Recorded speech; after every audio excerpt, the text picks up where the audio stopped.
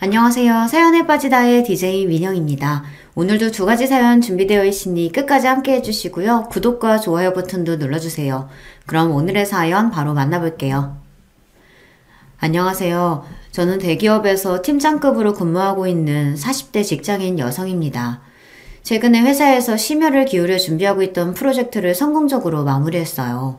그 덕에 회사 내 입지가 더욱 넓어진 탓에 요즘 어깨가 제법 무겁습니다. 주변에서는 입사조차 쉽지 않다는 대기업에서 끝까지 살아남아 여자로서는 드물게 승진까지 해내고 고연봉자로 사는 제 삶을 부러워하시는 분들도 많으십니다. 하지만 큰 대가에는 큰 책임이 따른다는 말이 있듯이 그 면면을 들여다보면 제 삶도 결코 쉽지는 않아요. 그렇다고 남들이 들으면 배부른 소리로 들릴 만한 이런 말을 함부로 하고 다닐 수는 없으니 이것도 참 애매하더라고요. 이런 제 남모를 스트레스를 해소하는 방법으로 최근에 택한 것이 바로 이 채널을 통해 다양하게 살고 계시는 여러분들 이야기를 듣는 거예요. 보내주신 귀중한 사연을 듣고 있자면 사람은 저마다 각자의 무게를 지고 사는구나. 나만 이렇게 아등바등 사는 건 아니구나 싶어 마음의 위로를 받을 때가 많습니다. 아무리 저 잘난 맛에 살아가는 저라고는 하지만 세상에 태어난 이상 저 혼자 살아갈 수는 없으니 부대끼는 많은 인연들이 있죠. 결혼생활 또한 마찬가지였습니다. 누구나 결혼할 때는 평생 신뢰할 수 있는 상대방과 안온한 집에서 함께 지낼 수 있길 기대하죠. 하지만 제 마음이 그렇다고 해서 상대방 마음도 반드시 그런 것만은 아니더군요. 이 은혜도 모르는 놈아. 네 주제에 감히 내 옆에 안 붙어있으면 이런 호사가 가능하긴 해? 제 분수에 넘치는 호강 시켜줬으면 정신 똑바로 차리고 살아도 모자랄 판에.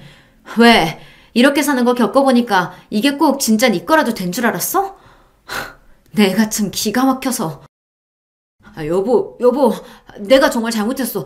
내가 잠깐 미쳤었나 봐. 당신 같은 여자를 놔두고 내가 정말 돌았었어. 제발 한 번만, 딱 한 번만 용서해줘, 어? 용서 같은 소리 하고 있네. 그래, 네가 나 같은 여자 아니면 언감생심 이 호사를 어떻게 부리고 살았겠어. 지금 너 있는 그 자리가 딱 네 수준에 어울리는 자리니까 염치 없이 욕심부리 생각하지 말고 네 분수에 맞게 살아. 저보다 가진 것은 한참 적더라도 사람만 괜찮으면 그런 것쯤은 중요하지 않다고 생각하던 때도 있었습니다. 하지만 10길 물속은 알아도 한 길 사람 속은 알 수 없다는 말을 왜 예로부터 진리로 여겼는지 저는 그걸 결혼 생활을 통해 여실히 느낄 수 있었어요. 사람 참 눈에 보이는 게 다가 아니더라고요. 여기까지만 들어도 제 결혼 생활이 얼마나 파란만장했을지 직감이 가시나요? 오늘 제가 여러분께 들려드릴 이야기는 그런 제 결혼 생활에 대한 이야기예요. 저는 무남 동녀 외동딸입니다. 흔히 외동딸이라고 생각하면 집안에서 하나 있는 딸 자식 고이고이 곱게 기른 귀한 자식을 떠올리기 쉽지만 안타깝게도 제 유난 시절은 그러지 못했어요. 저의 집은 좋게 표현해도 유복하지 못했고 있는 그대로 표현하자면 콩가루 그 자체였습니다. 아비라는 인간은 철마다 바깥에서 여자를 가르치우는 인간 말종이었어요. 저희 집 자식이 저 하나뿐인 것도 하나 있는 자식 귀하게 키우자는 마음가짐과는 거리가 멀었죠. 늘 그렇듯 여자가 많았던 제 부친이란 사람이 자기 보기에 신부감으로 썩 괜찮다고 판단했던 저희 엄마를 꼬여내 속전속결로 결혼한 이후 저 하나 낳고는 내도로 바깥으로만 돌았으니까요. 그래도 여러 여자 거쳐갈 만한 반반한 상판댁이 가지고 있었던 아버지한테 홀랑 넘어간 엄마는 제대로 된 남자라고는 만나본 적이 없었어요. 그나마 아버지와 짧게 연애한 후로 곧장 시집와 저를 낳았으니 남자라고는 아버지밖에 몰랐습니다. 그렇다고 이게 순정적인 사랑이었냐 하면 그런 순애보와는 거리가 멀었죠. 이 정신 나간 놈아, 이 발정난 놈아. 네가 네 마누라랑 네 새끼 놔두고 벌써 이게 몇 번째야. 너 진짜 나 죽는 꼴 보고 싶어? 그래? 어? 이 여자가 진짜 애 다 듣는데 못하는 말이 없어. 그렇게 애 듣는 게 무서우면 네 놈이 행실을 똑바로 했어야지. 이거 놔! 아버지라는 인간은 잠잠해질라 싶으면 또다시 새 여자와 노닥거리고 그렇게 아버지의 여자가 바뀔 때마다 죽는다며 난동을 피우는 어머니였습니다. 사실 제가 생각하기에 진짜 죽을 생각은 없었을 거예요. 항상 아버지가 집에 들어올 때만 식칼을 사납게 휘두르며 자살소동을 피웠지만 슬쩍 실금 그어 피 비치는 정도 외에는 스스로 치명상을 입힌 적이 단 한 번도 없었으니까요. 그저 아버지 잡기 위한 쑤였을 겁니다. 1년에 며칠 집에 들어오지도 않는 아비라는 사람 들어오는 날만 쏙 골라서 그 난장을 피웠으니 말입니다. 어린 제 눈에 그런 부모가 얼마나 지긋지긋했을지는 설명을 하지 않아도 충분히 이해를 하시겠죠. 처자식 내팽개치고 밖에 나가 여자 노름 한다고 세월 가는 줄도 모르는 책임감이랑은 코딱지만큼도 없는 아비는 말할 것도 없었지만 어머니라고 더 나을 것도 없었습니다. 하나 있는 자식한테 관심이 없기는 어머니도 매한가지였으니까요. 그나마 저한테 관심을 줄 때는 그런 콩가루 부모 밑에서도 어떻게든 악착같이 제 몫을 해내야겠다고 전교 1등 성적표를 들고 올 때 정도였습니다. 아이고 그래. 서인이가 그래도 나 닮아 제 밥벌이는 제대로 하고 살겠구나. 내가 너 하나 보고 산다. 너 하나 보고 살아. 이렇게 말하면 참으로 돈독한 모녀지간처럼 들릴지 모르겠으나 어머니가 제게 환히 웃으며 자랑스러워할 때는 딱 그 순간뿐이었습니다. 대부분은 이런 식이었죠. 이 나쁜 년, 이 인정머리도 없는 년. 너는 네 애비랑 똑같아. 어미가 이렇게 죽을 똥 말 똥 개고생을 해줘서 키워줬으면 너는 당연히 내 편을 들어줘야지. 어미가 싫은 소리 좀 했다고 불만을 덕지덕지 붙이고 앉아있는 저 꼬라지 좀 봐. 지 애비 똑 닮아가지고. 네, 술만 들어가면 아버지를 비롯한 온 세상 전체를 저주하며 온갖 폭언을 쏟던 어머니였습니다. 그 폭언의 대상에 저라고 빠져있지 않았죠.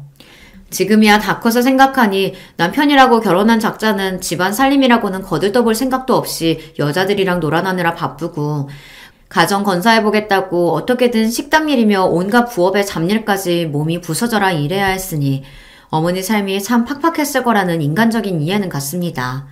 하지만 그렇다고 해서 그게 부모로서 용서받을 수 있는 행동은 결코 아니었어요. 못 살겠으면 차라리 이혼을 해, 이혼. 이놈의 기집애가 못하는 말이 없어? 내가 누구 때문에 이렇게 사는데? 내가 너 아니었으면 이렇게 참고 살지도 않았어. 그러니까 차라리 갈라서라고. 내 핑계 대지 말고. 술만 마셨다 하면 제 친부를 향한 온갖 폭언도 모자라 저한테까지 비난의 화살이 쏟아지고 어쩌다 한 번씩 아버지란 인간이 집에 기어들어올 때마다 자살 난동을 일으키는 어머니였습니다. 고등학교 졸업할 때까지 저 굶어 죽지 않게 만든 것도 어머니고 긴 시간 집안 살림을 책임져 온 것도 어머니였기 때문에 마냥 원망할 수 없다는 것도 어린 제 마음을 더욱 고통스럽게 했습니다. 차라리 이럴 것 같으면 정말이지 아버지랑 갈라서기라도 바라고 또 바랬지만 애초에 그렇게 아버지와 5만 가지 추태를 다 부리면서도 끝내 이혼할 생각은 하지 않는 어머니였어요. 저렇게 끝을 보일 줄 모르는 원망 또한 아직까지 아버지에 대한 애정을 완전히 내려놓지 못했기 때문이라는 걸 어린 마음에도 어렴풋이 알 수 있었습니다. 저런 것도 사랑이라고 생각하면 정말 끔찍했어요. 결혼에 대한 제 생각이 오래전부터 부정적일 수밖에 없었던 것은 필연이나 마찬가지였습니다. 그나마 간간히 들려오던 아버지도 저 중학교 3학년 이후로는 완전히 소식이 끊어지고 어머니도 좀 잠잠해졌습니다. 희한하게도 아버지와 그렇게 죽일 듯 싸우는 게 꼭 어머니 삶의 원동력이라도 되었던 것 같아요. 아버지가 저희 인상에서 완전히 사라지자 저는 술에 취해 제게 폭언을 퍼붓는 일도 일어나지 않았죠. 그나마 딱 고등학교 때에 맞춰서 사라져준 덕분에 대학 입시 공부나마 정신 시끄럽지 않은 상태에서 할 수 있었던 게 다행스럽게 여겨졌습니다. 하지만 그 와중에도 어머니 정신은 날이 갈수록 메말라갔어요. 너는 나같이 미련한 여자랑은 달라서 독한 구석도 있고 네 앞가림 정도야 너 알아서 할 테니 크게 걱정은 없다. 어미가 돼서 제대로 해준 것 하나 없어. 미안하다. 서희야. 제 대학 합격 통지 듣고 얼마 안 되어서 결국 지병으로 몸져 넣으신 어머니께서 제게 남긴 마지막 유언이었습니다. 어머니가 임종하시는 순간까지도 아버지란 인간은 끝내 나타나지 않았어요. 찾아오는 조무객도 별로 없는 초라한 장례식을 치르며 저는 결코 어머니처럼 살지 않으리라 굳게 마음을 먹었습니다. 남자 하나 때문에 인생 다 걸어 자식이고 나 스스로고 갉아먹는 짓은 하지 않겠다며 눈물을 머금고 결심했죠. 인간적으로는 참으로 가여운 어머니의 일생이었으나 그런 안타까운 마음에도 불구하고 부모로서는 형편없는 어머니였으니까요. 그렇게 양친 모두 잃고 세상에 홀로 남겨져서 시작하게 된 대학생활은 의외로 괜찮았어요. 어머니와 둘이 살 때도 살림이 넉넉한 편이 아니었기 때문에 항상 집에서 눈치를 봐야 했고, 참고서 한 권 사는 것도 쉽게 입을 떼기 어려웠습니다. 비록 하나 있는 자식이라도 남겨줄 재산도 없이 떠난 어머니셨기 때문에 모든 생활을 저 스스로 건사해야 한다는 게 쉽지는 않았어요. 하지만 이제 채워야 할 입은 저 하나밖에 없었고, 그 어수선한 환경에서도 이를 악물고 공부한 탓에 들어갈 수 있었던 명문대생이라는 타이틀 덕분에 괜찮은 과외자리도 여러 소개받을 수 있었습니다. 물론 남의 돈 버는 일이 그 무엇 하나 쉬운 일이 없으니 고생스럽기는 했지만, 고액 과외 여러 개 하며 지내다 보니 오히려 엄마와 함께 살 때보다도 금전적인 여유가 있는 편이었어요. 등록금이랑 생활비 충당하는 정도는 저 스스로도 충분히 해낼 수 있었습니다. 그러다 보니 저도 그제야 마음의 여유가 좀 생기더라고요. 저한테 누군가와 함께 사는 게 결코 좋은 기억일 순 없다 보니 갓 성인이 되자마자 시작한 자취생활이 그렇게 만족스러울 수가 없었어요. 누가 저한테 눈치 주는 사람도 없고 술 먹고 행패 부리는 사람도 없고 혹여나 한참 연락을 끊은 아버지가 갑자기 나타나서 집안을 난장으로 만들지나 않을까 하는 불안감에 시달릴 필요도 없었습니다. 혼자 사는 게 딱 적성에 맞는다고 생각했어요. 그때는 워낙 긴 시간을 시달려온지라 외로움을 느낄 새도 없었습니다. 그야말로 제 세상이라고 생각했죠. 그렇게 과외해가며 학교 다니는 와중에도 공부는 악착같이 했습니다.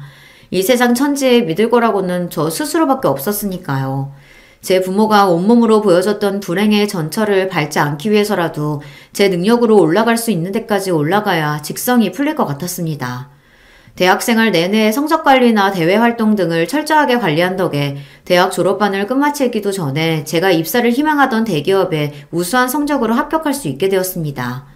취업 준비하는 동안 의지할 만한 사람이라고는 하나도 없는 저였으니 어떻게든 졸업 전에 좋은 일자리를 잡아야 한다고 피땀 흘려가며 노력한 것이 결실을 맺게 되었다는 생각에 뿌듯했어요. 하나 마음먹으면 온 사활을 걸고 제대로 덤벼드는 제 성격답게 온갖 수재들이 모여있다고 하는 대기업에 입사한 후에도 저는 제 기량을 적극적으로 펼쳐나가기 시작했습니다. 그런 저를 보면서 시기하는 동료들도 많았으나 제 적극성을 높이 평가해주시는 분들 역시 많았어요. 특히나 사수들 중에서 여성인 선배들 같은 경우에는 그런 저를 기특하게 봐주시고 예뻐해주시는 분들이 많았어요. 요새 아무리 판도가 바뀌고 있다곤 하지만 여전히 여성에 대한 유리천장이 존재하고 있고 대기업도 그 면면을 들여다보면 상당히 보수적인 집단이기 때문에 여성이 끝까지 살아남기에 결코 녹록한 환경은 아니었습니다. 그 속에서 악착같이 살아남아 그 자리까지 올라간 여자 선배들 눈에는 아등바등 어떻게든 위로 올라가려고 길을 쓰는 신입인 제 모습이 마치 과거의 자신을 보는 것 같았겠죠. 그런 선배들 도움으로 저 역시 험난한 사회생활을 나름대로 잘 헤쳐나갈 수 있었습니다. 그렇게 잘난 선배들도 예외 없이 무너지는 순간이 있었는데요. 바로 결혼과 출산이었습니다. 업무할 때 그렇게 똑부러지고 당찰 수 없었던 선배들이 결혼 후 아이를 낳기 시작하면서 그 되찾던 기세가 꺾이고 결국은 하나 둘씩 회사를 떠나는 모습을 볼 때마다 정말이지 이해할 수가 없었어요.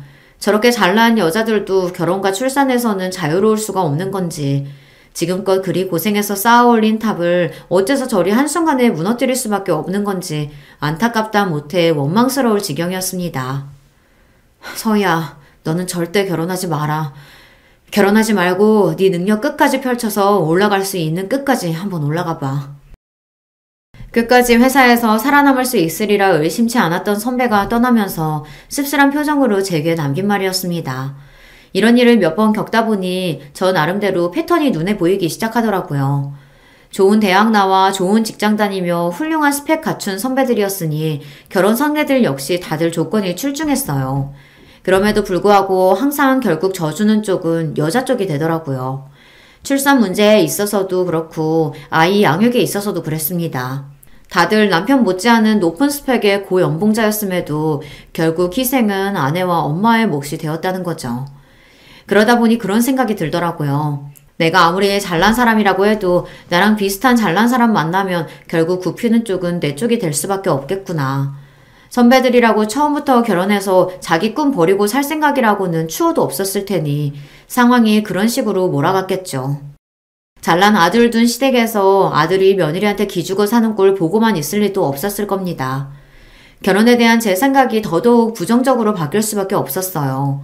결혼이 제 커리어에 결코 득이 되지 않으리라는 생각은 물론이었습니다. 만약 결혼이라는 걸 하게 된다 할지라도 저 잘난 줄 알고 아내 이상을 당연하게 생각하는 남자보다는 차라리 저보다 조건이 좀 떨어져도 제가 계속해서 성공 가도를 달리는 게 오히려 이득이라는 걸 판단할 수 있는 최소한의 계산은 할 줄 아는 남자가 차라리 나을지도 모르겠다는 생각을 하게 된 거죠. 아마 남편을 선택했던 이유도 무의식 중에 제가 그런 생각을 가지고 있었기 때문일 겁니다. 남편은 당시 제가 진행하고 있던 프로젝트의 연계에 참여한 거래처 말단 직원이었습니다. 조주희 뭐해? 얼른 인사드려. 이번 프로젝트 총 책임자셔. 안녕하십니까. 잘 부탁드립니다.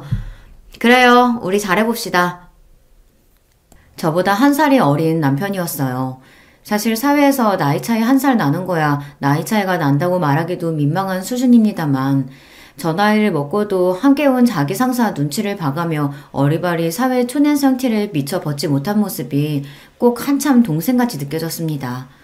나중에 알고 보니 대학 졸업하고 나서도 취업한다고 꽤 고생한 탓에 취준생 시절을 제법 길게 보냈다고 하더라고요. 3년 넘게 취업에 매달린 끝에 간신히 들어가게 되었다는 회사가 바로 그 프로젝트에 참여했던 저희 하청업체였던 거죠. 한마디로 스펙이나 조건이나 저한테는 될 것도 아니었습니다. 그래서 처음에는 이성이고 뭐고 고려할 생각조차 해본 적이 없었습니다. 언감생심 저한테 마음을 품을 거라고는 상상조차 못했고요. 프로젝트 준비하면서 그쪽 업체에서 저희 쪽으로 외근을 나올 일이 잦아졌어요. 저 마실 음료나 간식거리 준비하면서도 유독 제 취향에 맞춰 정성껏 준비를 해도 그저 제가 이 프로젝트 총 책임자이니 아무래도 제 눈치를 가장 많이 보겠지 하고 대수롭지 않게 생각했죠. 그랬기에 프로젝트 끝날 무렵 얼굴이 시뻘개져서는 버벅거리며 제게 마음을 고백하는 남편한테 놀라다 못해 조금 어이가 없을 지경이었어요. 그전까지는 그런 쪽으로는 전혀 생각을 해보지 못했으니까요. 이런 어이없는 작업에 어처구니 없게도 넘어간 것이 두고두고 제 인생의 골칫거리가 될 줄은 그때는 몰랐었죠. 한 가지 변명을 하자면 그 당시 시기가 안 좋기도 했습니다. 앞에서 언급했듯이 제가 회사에서 입지를 넓히면 넓힐수록 제가 의지하고 믿어왔던 여자 선배들은 거의 자취를 감추고 있었어요. 평소에 주변에 믿을 만한 어른이 없어서인지 입사하고 나서 저를 마치 친여동생처럼 생각하고 의지를 북돋아 주었던 선배들에게 저도 모르게 마음을 많이 주었나 봐요. 그 와중에 저는 나날이 승승장구하고 있으니 주변의 건재도 예전보다 더해졌습니다. 위로 올라가면 올라갈수록 각자 원하는 자리를 차지하기 위해 상대방에게 얼마나 치졸해 줄 수 있는지를 몸소 겪게 되니 직장 생활에 대한 피로도가 상당했습니다. 그렇다고 이걸 친구들 만나서 해소하기도 쉽지 않았어요. 저도 이제 나이가 차고 있으니 결혼을 고려하고 있던 친구들은 이미 거의 결혼해서 가정생활을 시작해 바쁘게 지내고 있었습니다. 저처럼 결혼보다는 성공에 더 큰 목표를 가지고 있던 친구들조차 상황은 저와 비슷할 테니 다들 자기 앞가림하기도 바빴겠죠. 평소에 외로움을 잘 타지 않는 성격이라고 생각했는데 상황이 이렇게 되다 보니 저 역시 힘에 부치더라고요. 그러니 남편은 운이 좋았던 겁니다. 하필이면 제가 살면서 가장 마음이 약해져 있고 외로움을 타던 시기를 본의 아니게 공략하게 된 셈이니까요. 그래도 연애할 때는 꽤 좋았어요. 처음부터 서로의 조건이나 스펙이 차이가 많이 난다는 걸 알고 시작했기 때문에 이런 부분은 서로 조심을 하기도 했습니다. 제 입장에서는 불어 상대방 자존심 상할 일 없게 한다고 예의를 잘 지키고 있었고 남편 입장에서는 자기 조건 생각하면 언감생심 꿈도 못 꿀 여자를 만나게 되었으니 그만큼 제게 더 지극정성으로 대했죠. 그때는 그것조차 흡족하게 느껴졌습니다. 잘난 남자들은 온 세상에서 자기 잘난 걸 모를 수 없도록 추켜 세워주며 사회적으로 대접을 받으니 그만큼 콧대도 높았으니까요. 그럼 남자 비위 맞춰주며 속 끓이고 저 자세로 나가느니 이렇게 자기 처지를 잘 알고 저 귀한 줄 알고 정성을 쏟아주는 남자 만나는 게 나쁘지 않게 느껴졌어요. 한편으로는 아직 어수룩한 남편의 모습이 순수하고 사회의 때가 타지 않은 것처럼 느껴졌습니다. 정작 그런 외적인 부분만 생각하고 거기에 맞춰 상대방 생각을 끼워 맞췄으니 돌이켜 생각하면 순진한 건 제 쪽이었는데 말입니다. 그동안의 제 성정을 생각해보면 어림도 없는 일이었음에도 이렇게 사람을 편안하게 해주는 상대방을 만나다 보니 물 흐르듯 자연스럽게 결혼 이야기도 나오기 시작했습니다. 하지만 그렇다고 제가 완전히 정신을 놓고 있는 건 아니었으니 호락호락 넘어갈 저는 아니었어요. 은근슬쩍 결혼에 대해 운을 띄우는 남편 말에도 제 입장은 단호했습니다. 강우 씨도 나 일하는 거 봐서 알겠지만 여자가 대기업에서 이만큼 살아남는 거 결코 쉬운 일 아니야. 나도 정말 죽을 각오로 노력해서 여기까지 왔고 난 이런 거 쉽게 포기할 생각 절대로 없어. 그럼요. 저도 서희 씨 그런 모습이 너무 멋있어서 거기에 반했는데요. 저 결혼했다고 아내 집안에 들어앉히고 희생 강요할 생각 절대로 없어요. 남편이 그렇게 말해줄 거라고 예상을 하기는 했지만 그럼에도 결혼은 쉽게 생각할 문제는 아니었습니다. 하지만 남편 역시 집요했어요. 서희 씨, 그런 걱정은 정말 안 해도 돼요. 서희 씨 같이 능력 있는 사람이 결혼한다고 자기 능력 제대로 펼치지 못하는 게 국가적인 낭비 아니겠어요? 결혼해서 우리 사이에 아이가 생긴다고 해도 아이 육아도 전적으로 제 쪽에서 맡을 거예요. 저도 그렇지만 저희 엄마도 얼마나 애들 좋아하시는데요. 그리고 누가 생각해도 능력 있는 서희 씨가 사회생활 더 열심히 해서 벌어오는 게 훨씬 이득이죠. 안 그래요? 그러니까 제가 전에 생각했던 주제 파악 잘 되는 남자가 딱 남편이었어요. 제가 결혼만 해주면 뭐든 다 해줄 것처럼 구는 남편에게 여자로서 으쓱한 마음도 들었어요. 저런 사람이라면 결혼해서 같이 사는 것도 나쁘지 않을 것 같았습니다.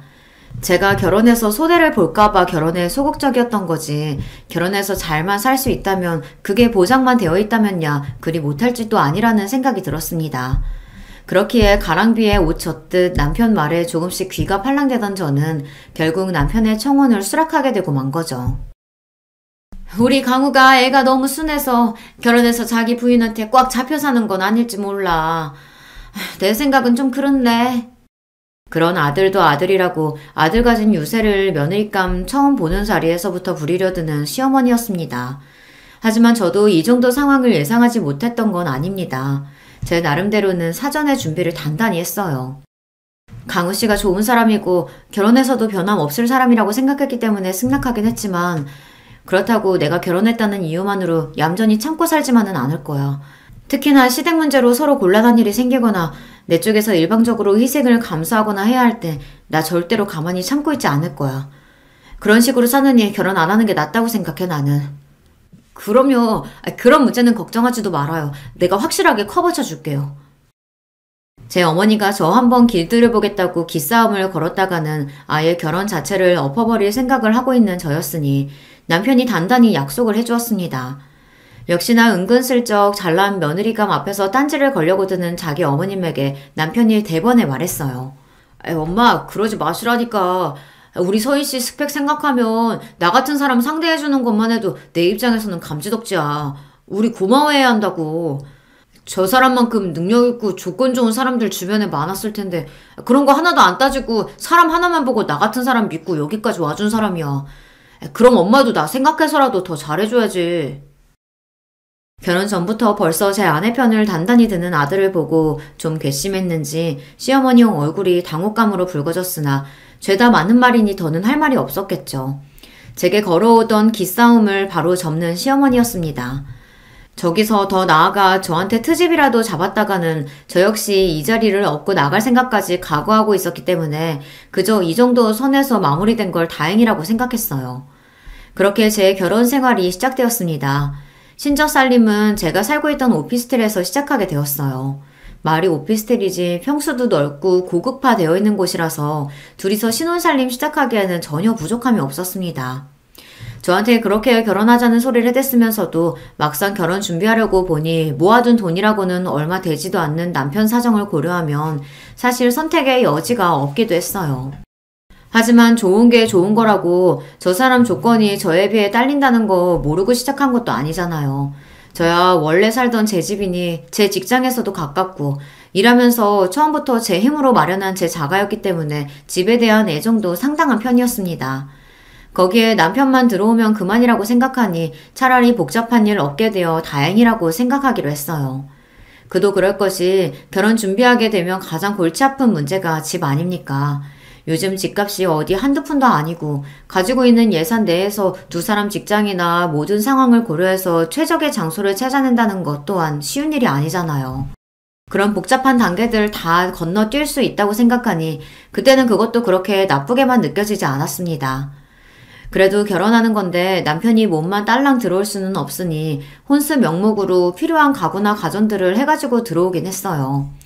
물론 이미 제가 사용하고 있던 고급 가전들이 상당수 준비되어 있었기 때문에 남편 쪽 부담이 그리 크지는 않았을 겁니다. 보통 결혼하는 부부들 의뢰하는 남녀 역할이 바뀐 거나 마찬가지였죠. 사실상 몸만 가지고 제 집에 들어오게 된 남편이 제게 미안한 듯 말했습니다. 결혼하는데 소희 씨가 부담한 게 너무 많아서 미안해요. 지금은 비록 내가 연차도 얼마 안 되고 모아놓은 돈도 없어서 이렇게 시작하지만 살면서 나 선택한 거 후회하지 않도록 내가 정말 잘할게요. 별소리를 다 해. 괜찮아요. 나도 크게 부담한 거 없어. 살던 대로 하던 거에 강우 씨 하나 더 맞이하는 것 뿐인걸. 너무 그렇게 생각하지 말아요. 형편대로 하는 거지. 남편에게 한 말은 진심이었어요. 더 좋은 조건의 남자를 만나 결혼을 했더라면 훨씬 호화스럽게 신혼생활을 시작할 수도 있었겠죠. 하지만 저 어릴 때 살던 걸 생각하면 저 지금 이렇게 갖추고 사는 것도 제 나름대로는 호사였어요. 한마디로 결혼 통해서 한몫 잡아볼 생각은 애초에 해본 적도 없다는 거죠. 무엇보다 결혼은 생활인데 그런 것보다는 함께 살면서 제 마음 편안하게 해줄 사람 만나는 게 더 중요하다고 생각했습니다. 결혼하면서 복잡한 일 겪을 생각은 없었기에 결혼식도 최대한 간소하게 하기로 했어요. 아시다시피 제가 친정이랄 게 없지 않습니까? 그러다 보니 자리 채워주실 만한 일가 친척분들 제대로 연락되는 분들도 없었고요. 저희 쪽 하객이라고 하면 제 가까운 친구나 지인들 제외하곤 일하면서 만난 회사 인맥들이 전부였죠. 물론 제 직급이다 보니 거래처 쪽이나 하청업체 쪽에서 제게 눈도장이라도 찍으려고 은근히 결혼식 초대를 바라기도 했습니다. 하지만 저는 굳이 그런 사람들로 북적거리며 시끄러운 결혼식을 치르고 싶지는 않았습니다. 제 말이라면 무조건 옳다는 소리부터 하는 남편이다 보니 저희 둘끼리는 의견 일치가 잘 되었어요. 문제는 시어머니였습니다. 그래도 내가 하나 있는 아들 장가 보내는데 이렇게 결혼식에 조출해서 쓰겠어? 엄마는 이미 다 끝난 이야기를 왜 또 꺼내고 그래요. 저희가 하객수도 최소한으로 받고 결혼식에 큰돈 쓰지 않고 살림에 보태겠다는 뜻을 밝히자 대번에 싫은 티를 내는 시어머니였습니다. 하지만 애초에 결혼식 자체가 저나 남편 주머니에서 나오는 건데 시어머니가 그렇게 싫은 티 내봤자 별 도리 없었을 거예요. 그게 정 마음에 안 들고 당신 아드님 휘황찬란한 결혼식 시키고 싶으시다면 본인이 결혼식 자금이라도 대주셨으면 또 몰라요. 아들 거의 공짜로 보내는 판에 결혼식은 신부 쪽에서 주로 준비하는 거라며 은근히 슬쩍 입을 씻으려는 시어머니였습니다. 그 속셈이 빤한데 굳이 시어머니 비위 맞춰줄 생각은 없었어요. 그렇게 결혼식 역시 저의 뜻대로 진행되게 되었죠.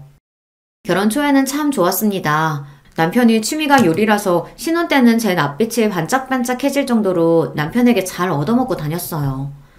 최 팀장 결혼하더니 얼굴 좋아졌네. 남편이 잘해주나 봐? 뭐 그렇죠. 주변 동료들도 한 번씩 언급하고 지나갈 정도로 제 표정도 좋아졌나 봐요. 제가 생각했던 것보다 결혼 생활이 만족스럽기도 했으니까요. 강우씨, 매번 이렇게 식사 준비한다고 고생할 거 없어요. 어차피 나 혼자 살면서도 간단하게 해먹었고 우리 데이트하면서 밖에서 자주 사 먹기도 했잖아요. 우리 편한 대로 하자, 응? 내가 재밌어서 하는 건데 뭐. 서희씨 내 음식 입맛에 맞아서 잘 먹어주는 거 보면 내가 요리하는 재미도 더 생기고.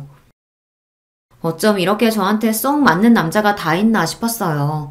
저는 제 마음에 차는 남자는 죽을 때까지 안 나타날 줄 알았거든요. 이런 결혼 생활이 꿈같이 느껴졌습니다. 그런 와중에 한 가지 제 심기를 불편하게 하는 게 있었다면 역시 시어머니 문제였겠죠. 며느리라고 저한테 해준 것도 없으면서 제가 당신 아들의 배는 번다는 걸 알자 은근히 제게 바라는 게 많아진 시어머니였습니다. 누구네는 며느리가 결혼하면서 명품백도 해줬다고 하던데 너는 아무래도 애가 잘 버니 명품이나 이런 것도 좀 잘 알겠네? 아니요. 저는 그런 거 하나 장만하느니 그 돈 보태서 집 마련하자고 생각했던 편이라서요. 그러니까 제 또래보다 일찍 제 집 마련도 할 수 있었겠죠? 대놓고 명품백 사달라는 말이나 다름없었으나 제가 왜요? 신혼집도 제가 해 얼마 안 되는 혼수 명목 제외하고는 집안 살림도 제가 다 마련해 놓은 거였어요. 결혼식은 또 어땠나요? 집이며 혼수며 뭐 하나 제대로 해서 들려보낸 것도 없으면서 며느리라고 폐물 하나 물려주신 것도 없는 시어머니였습니다. 이런 이야기까지 하면 치사스럽다고 생각하실지 모르겠으나 사람 심리가 원래 오는 게 있어야 가는 것도 있는 거 아니겠습니까? 그게 꼭 물질적인 게 아니라 마음 씀씀이라도 말이죠. 해준 거는 없이 늘 잘난 며느리가 당신 아들 기죽이지는 않을까 경계하면서 제게 바라는 것만 많은 시어머니한테 맞춰드릴 생각은 눈꼽만치도 없었어요. 그나마 눈치가 있어서 저한테 살랑거리며 비위를 맞추는 시누이가 나을 지경이었습니다. 언니같이 능력 있는 사람이 내 새언니라니. 우리 오빠가 여자 복이 넘쳐도 넘친다, 정말. 대학 졸업한 지 2년차가 넘어가는 시누이는 아직 미취업 상태였습니다. 시누이 입장에서도 저랑 안 좋게 지내봤자 좋을 게 하나도 없었죠. 대기업 팀장급인 높은 직급에 넉넉한 형편까지 변변한 직장 하나 구하지 못한 취준생의 인맥치고는 호화스러웠으니까요. 제가 자기한테 득이 되면 득이 됐지 실이 될 일은 없었겠죠. 저한테 밉보여서 좋을 게 없었으니 더 제 기분을 맞추려고 노력하는 게 눈에 보였어요. 아직 나이가 얼마 되지 않으니 그런 속이 빤히 보였지만 제게 바라는 거 많으면서도 자격지심에 삐뚤게 대하는 시어머니보다는 차라리 속 빤히 보이는 시누이가 낫다고 생각했습니다. 자, 이거 아가씨한테 어울릴 것 같아서 내 거 사면서 하나 샀어요. 어머, 세상에, 너무 예쁘다. 나 이런 선물 처음 받아봐요. 언니 진짜 고마워요. 제가 선물한 명품 실반지를 끼며 좋아서 입이 귀에 걸리는 시누이였습니다. 이런 식으로 시누이에게 한 번씩 선물을 하고는 했어요. 제가 저한테 잘하는 사람한테는 아끼는 성미가 아니거든요. 또 베푼 만큼 돌아온다고 생각하기도 했고요. 물질적으로 갚지 못하면 마음이나마 쓴다고 생각했어요. 아무래도 제가 어릴 적부터 가정 형편이 이렇다 보니 아무 의도 없이 순수한 호의를 베푸는 게 오히려 불편한 부분이 있었습니다. 이렇게 줄 거 확실히 주고 받을 거 확실히 받는 편이 더 편했어요. 반면 제 심기를 거스르는 사람한테는 돈 한 푼도 쓰지 않았습니다.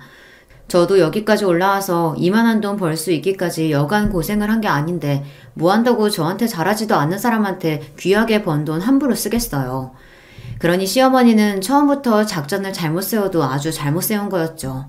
저한테 잘 보인 시누이가 하나 둘씩 떡건물을 받아 챙기는 걸 뻔히 보는데 시어머니의 배알이 꼴리지 않을 수 없었겠죠. 이전에도 시어머니가 저한테 여러 번 돈 해달라는 부탁을 한 적이 있었습니다. 하지만 제 반응은 단호했어요. 정 돈이 급하신 거면 돈을 해드릴 수는 있어요. 하지만 어머니, 가까운 사이일수록 돈 문제 같은 예민한 건 확실하게 처리해야 돼요. 정말로 저한테 돈 빌려가실 거면 차용증도 쓰셔야 하고 기간 지키셔서 빌리신 돈도 돌려주셔야 되고요. 아니 무슨 식구끼리 그렇게까지 해? 사람 정없게. 지금이야 그게 정없게 들리실지 모르시더라도 그 편이 나아요. 어머님 말씀대로 몇 푼 되지도 않는 돈 때문에 가족관계 어그러지면 그것만큼 어리석은 게 또 있나요? 단호한 제 말에 말문이 막혀버린 시어머니였습니다. 사실 제 말이 맞잖아요. 돈독하게 잘 지내고 있는 고부지간이라고 해도 돈거래 같은 건 철저하게 하는 게 맞죠. 하물며 제 입장에서는 그리 좋은 감정을 가지고 있는 시어머니도 아니었습니다. 게다가 본인이 아쉬워서 부탁하는 처지면서 저 태도는 또 뭡니까? 제가 돈을 안 빌려준다고 한 것도 아닌데 빌려준다고 한 것만으로도 고마워해야 할 판 아닌가요? 마치 며느리한테 돈 맡겨둔 것처럼 구는데 진짜로 차용증도 없이 돈 빌려줬다가는 은근슬쩍 입싹 씻고도 남을 시어머니였으니까요. 저는 시댁 쪽에 언제 한번 손 벌린 적이 없는데 하는 짓은 다르지만 결국 저한테 바라는 게 많다는 점만은 똑 닮은 시어머니와 시누이였습니다. 그런 자기 본가 식구들 때문에 남편 역시 살살 제 눈치를 볼 때가 많았죠. 여보, 우리 엄마랑 강미 때문에 골치 아프죠? 내가 그러지 말라고 그렇게 얘기하는데 말을 잘 안 듣네. 아니야. 나도 내 수준에서 감당되는 것만 받아주지 그러지 못할 것 같으면 애초에 받아주지도 않으니까 그걸로 별로 미안해하지 않아도 돼요. 피로를 풀어주겠다며 제 어깨를 마사지하는 남편에게 달스럽지 않게 말했습니다. 스트레스가 아예 없다고 하면 거짓말이겠지만 그래도 사람과 사람이 엮인 일인데 그렇게 물 흐르듯 편하게만 흘러갈 수 없다는 것 정도는 저도 알고도 남을 나이였으니까요. 그리고 그 정도는 충분히 감당이 가능하다고 생각하기도 했습니다. 얼마 안 지나서 시누이가 제 앞에서 쭈뼛거리더니 또 부탁을 하더라고요. 이것저것 자잘하게 부탁하던 게 잦은 시누이였기 때문에 이번에도 또 뭔가 예산일처럼 생각했습니다. 저 언니, 저 이번 시즌은 진짜로 취업해야 하거든요. 그런데 알다시피 지금 우리 집 꼴이 집중해서 공부할 만한 환경은 아니잖아요. 그래서 그런데 나 이번 취업 시즌 동안에만 잠깐 언니네 집에서 신세 좀 지면 안 될까요? 내가 취업만 하면 정말 언니한테 신세 진 거 배로 갚을게요. 네? 언니. 저도 이건 좀 부담스럽더라고요.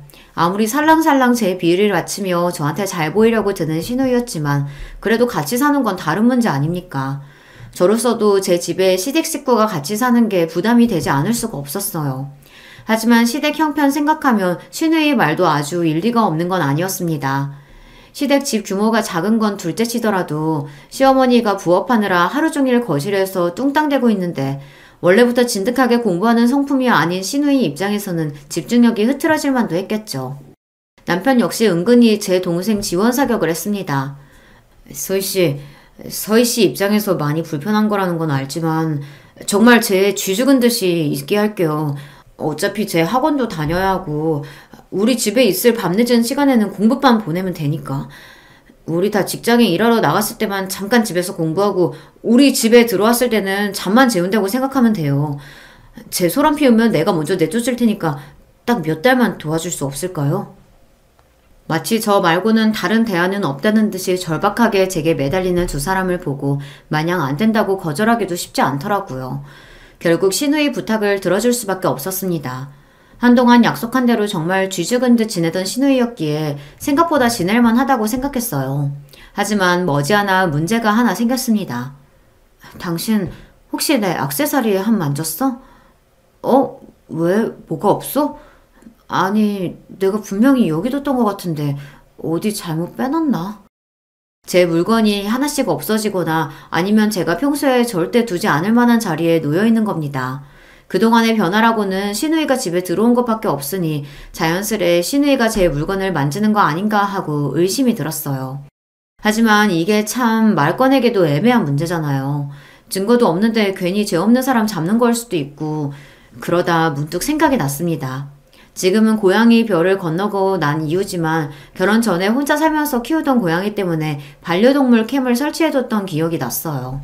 그것까지 치우면 정말 소중히 키우던 고양이의 흔적이 다 사라지는 것 같아서 설치한 걸 떼어내지는 않았으나 당연히 가동은 멈춰두었죠.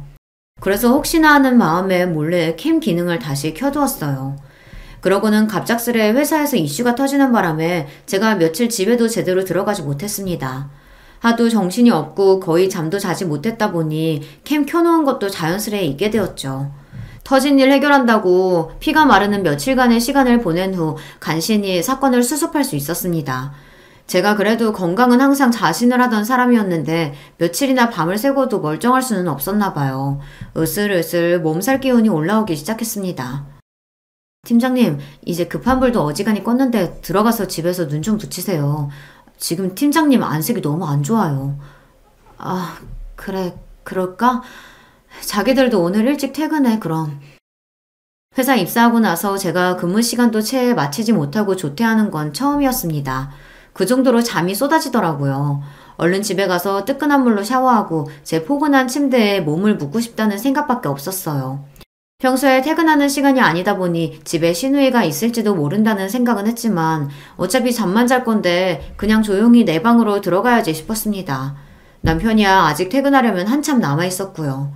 그렇게 조용히 현관문을 따고 들어가서 제 방문을 열려고 하는데 순간 이상한 기척이 느껴졌습니다. 속닥거리는 말소리 같은 게 들리는데 여자 목소리였어요. 대번에 피로가 확 가실 만큼 기분이 확 나빠졌습니다. 이 시간에 지금 집에 있을 사람이 신우이밖에 더 있나요? 아니, 공부하라고 큰맘 먹고 집에 들여놨더니 자기한테 내어준 방도 아니고 왜 제 방인 안방에서 그 시각에 여자 소리가 들린단 말입니까? 순간 며칠 전부터 안방에 넣어둔 제 물건들 때문에 신경 썼던 일이 퍼뜩 떠올랐어요. 내가 현장을 잡았구나 싶었죠. 네, 이걸 진짜 가만히 안 둘 거다라고 생각하며 방문을 확 열어젖혔습니다. 뭐야! 제 안방에 있던 사람이 갑작스레 문 열리는 소리에 경악해서 소리를 질렀습니다. 하지만 목소리의 주인공은 제가 예상하던 사람이 아니었어요. 바로 제 남편이었죠. 한창 회사에 있어야 할 사람이 눈앞에 있는 게 믿기지 않을 지경이었습니다. 하지만 그건 논란 축에도 속하지 않았어요. 저를 정말 놀라게 했던 건 반쯤 벗은 내 남편 옆에서 역시 옷을 입은 둥 마는 둥한 차림으로 내 안방 침대에 떡 버티고 누워있는 웬 여자 때문이었습니다. 네, 그 여자는 바로 남편의 상간녀였습니다. 짧은 시간 동안 제 머릿속에 얼마나 많은 생각이 스쳐 지나갔는지 모릅니다. 하지만 그 생각이 다 정리도 되기 전에 제 몸이 먼저 움직이고 있었어요. 여보, 그러니까 이게 무슨 일이냐면 감히 변명을 시도하는 남편 면상에 그대로 주먹을 꽂았습니다. 희한한 소리를 내며 제 면상을 감싸주는 남편을 뒤로하고 옆에 있던 여자 머리채를 휘어잡았어요. 이것 봐! 머리채를 붙들린 여자가 소리를 지르든 말든 무서운 기세로 그 여자를 질질 끌고 현관문 밖으로 나갔습니다. 제 몸에서 어떻게 그런 힘이 솟아났는지 모르겠어요. 며칠 밤을 새고 다 죽어가는 저조차도 극도의 흥분 상태로 만든 충격적인 광경 때문이었겠죠. 감히 내 안방을 차지하고 있던 그 더러운 여자를 문 밖으로 패대기 친 후 저는 고래고래 소리를 질렀습니다. 도둑이야! 도둑이야! 그 소란에 이웃 주민들이 하나둘 문을 열고 빼꼼 내다보기 시작했어요. 거의 벗은 거나 다름없는 여자는 그런 민망한 제 꼴을 남들에게 들키자 얼굴이 붉어지다 못해 거의 터질 지경이 되었습니다. 그 난리를 치는 동안에도 남편 놈은 나타나지 않더라고요. 거기 경찰에 신고 좀 해주세요. 제 집에 모르는 여자가 들어와 있어요. 어머 세상에 웬일이야. 평소에 오지랖 넓으시던 이웃 주민 한 분이 흥미진진한 눈으로 그 꼴을 바라보다 들고 있던 휴대전화로 경찰에 전화를 걸었습니다. 남편이란 놈이 문 밖으로 튀어나온 것도 딱 그 시점이었어요. 저 비겁한 놈이 방금까지 저랑 붙어먹던 여자는 옷도 제대로 못 걸치고 문 밖에 쫓겨나 저 수모를 당하고 있는데도 그 와중에도 제 체면은 챙기고 싶었는지 위아래 옷을 다 갖춰 입고 나왔더라고요. 하긴 마누라 속이고 감히 내 집에서 더럽게 뒹군 연놈들 의리라고는 고작 그런 거겠죠. 여보 내가 다 설명할게. 제발 내 얘기 좀 들어줘. 대번에 바닥에 무릎을 꿇고 파리처럼 두 손을 싹싹 비벼가며 제게 비는 남편이었습니다. 하지만 제가 어디 그런 꼴 두고 보고 있을 사람인가요? 제 불우한 어린 시절 이야기는 여전히 기억하고 계실 거예요. 저한테 외도는 애초에 타협의 대상이 아니었습니다. 처자식 내팽개치고 외도를 일삼던 아비와 그런 아비를 끝끝내 포기하지 못해 하나뿐인 자식에게 생채계를 남긴 어미를 떠올리면 그러려고 해도 그럴 수가 없었어요. 마침 제 발로 제 집 밖으로 걸어 나온 김에 그대로 그 둔 연놈들을 제 집에서 쫓아내 버렸습니다. 더러워서 놈과 한마디 말도 섞고 싶지 않았어요. 그대로 남편과 남편 상간녀를 집 밖에 내놓은 채 저는 집으로 들어가 문을 쾅 걸어 잠궜습니다. 수치심을 견딜 수 없었는지 질질 짜는 상간녀 울음소리가 들렸으나 그마저도 끔찍해 손님방으로 가서 문을 걸어 잠그고 이불을 뒤집어 썼습니다. 차마 저 두 연놈들 뒹군 제 안방 침대에 가서 누울 수는 없더라고요. 그러다 퍼뜩 며칠 전 반려동물용 캠을 작동시켰던 것이 기억났습니다. 영상을 돌려보는 내내 손이 떨리고 피가 거꾸로 치솟는 느낌이었어요. 그 안에는 그 더러운 인간들의 불륜 증거가 적나라하게 담겨 있었습니다. 제 집안을 마치 자기 집이라도 된양 자연스럽게 거느리는 상간녀 하는 모양새가 벌써 한두 번 저러는 게 아니라는 걸 직감할 수 있었어요. 놀라운 사실은 한 가지 더 있었습니다. 그런 남편과 상간녀와 자연스럽게 어울리던 시누이였죠. 그러니까 저만 바보였던 거예요. 제 집 마련하는데 한 푼 도움된 적도 없던 저 인간들이 제 집을 놀이터 삼아 시시덕대는 동안 정작 집주인인 저는 저 인간 같지도 않은 것들에게 놀아나는 줄도 모르고 아무것도 모르고 살았던 겁니다. 걷잡을 수 없는 분노에 휩싸여 저는 그 길로 곧장 대형 로펌에 제 이혼 소송권을 맡겼습니다. 제 상간녀와 경찰서에서 훈방조치로 풀려나자마자 제게 이혼소장을 받게 된 남편이 혼비백산에 제 집으로 헐레벌떡 달려왔습니다. 여보 내가 무조건 잘못했어. 다 내가 못난 탓이야. 그 여자 죽을 때까지 다시는 안 볼 테니까 제발 이혼하자는 말만 하지 말아줘. 내가 뭐든 다 할게. 제발 여보. 그 더러우니 못 닥쳐? 감히 네 놈이 감히 내 집에 여자를 끌고 들어와? 여기가 네 집이니? 쥐뿔 가진 것도 없는 거지 새끼 사람 하나 믿고 걷어줬더니 감히 이따위로 뒤통수를 쳐. 네 놈이 네 상간녀 앞에서 능력 있는 와이프 그리 까내리며 놀아난 꼴 뻔히 아는데 내 집에서 여자랑 뒹굴다 걸린 현행범이 무슨 변명을 하려고 들어. 아니야. 나한테 여자라고는 당신밖에 없어. 정말이야. 그 여자는 그냥 잠깐 논 게 전부야.